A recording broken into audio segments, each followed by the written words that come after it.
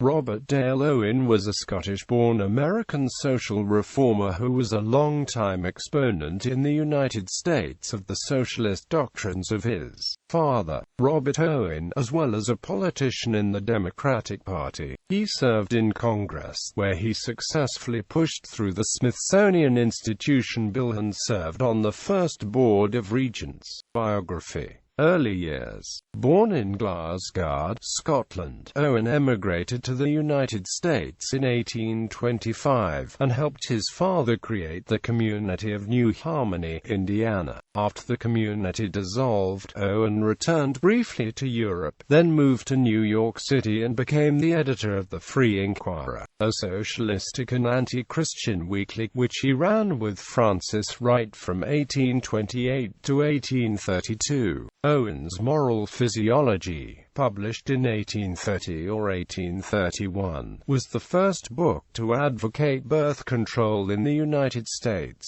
Political career. In 1829 and 1830, Owen was an active leader in the Working Men's Party in New York City. In contrast to many other Democrats of the era, Owen and Wright were opposed to slavery, though their artisan radicalism distanced them from the leading abolitionists of the time. He returned to New Harmony, Indiana, in 1833 and served in the Indiana House of Representatives twice, though he distinguished himself by securing appropriations for the public school system. After two unsuccessful campaigns, he was elected to the United States House of Representatives in 1842, and served from 1843 to 1847.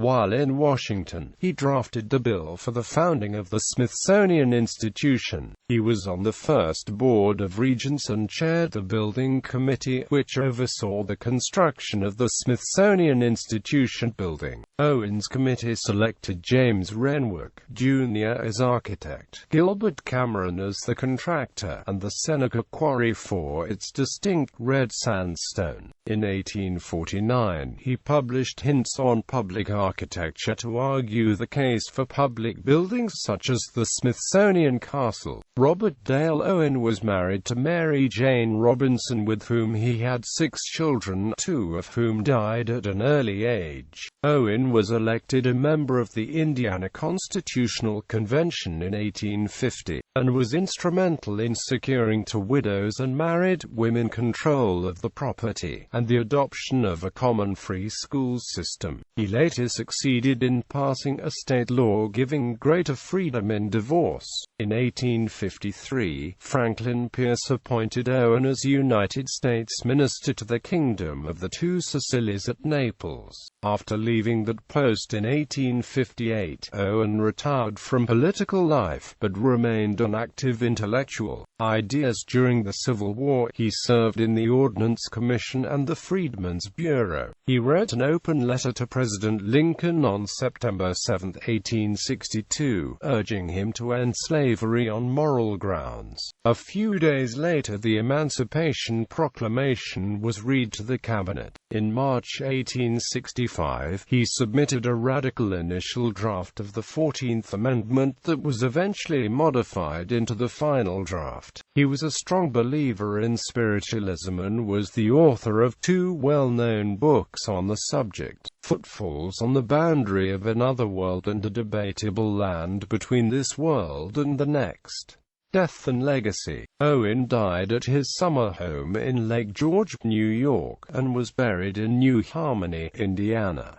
The town of Dale, Indiana was named after him. In 1911, the women of Indiana dedicated a memorial to Robert Dale Owen on the lawn of the Indiana State House. Quotes. 1833. The authenticity of the Bible. For a century and a half, then, after Jesus' death, we have no means whatever of substantiating even the existence of the Gospels, as now bound up in the New Testament. There is a perfect blank of 140 years, and a most serious one it is. Works. Moral Physiology, or A Brief and Plain Treatise on the Population Question. Labor, Its History and Its Prospects. The Policy of Emancipation. The Wrong of Slavery. Beyond the Breakers, Touching Visitants from a Higher Life. The Atlantic Monthly, Volume 35, No. 207, pp. 57–69. Threading My Way, 27 Years of Autobiography. New York, G. W. Carlton and Amp Co., 1874.